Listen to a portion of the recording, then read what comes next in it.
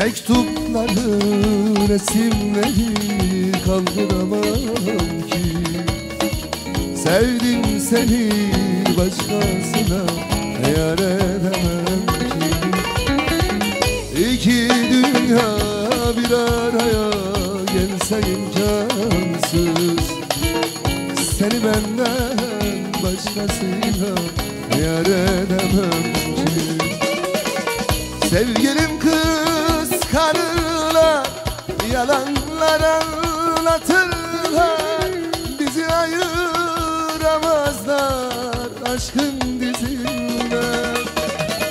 Ben düşerken yükseklerden uçurumlara, aşkın tuttu ellerinden ummadım anda.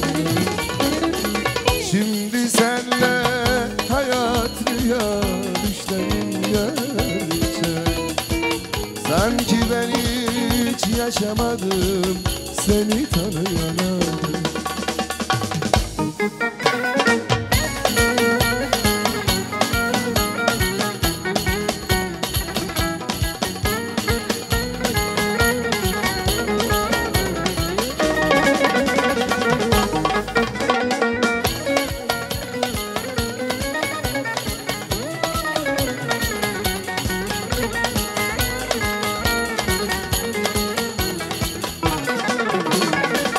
Baharda çiçek gibi güneşin rengi, anlatmanın imkanı yok güzelliğini. Sana susuz açım, sana hastayım sana.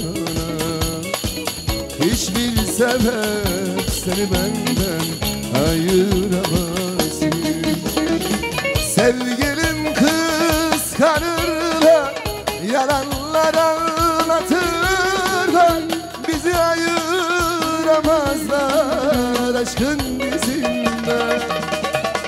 Ben düşerken yükseklerden uçurumlara, aşkın tuttu ellerinden ummadım anda.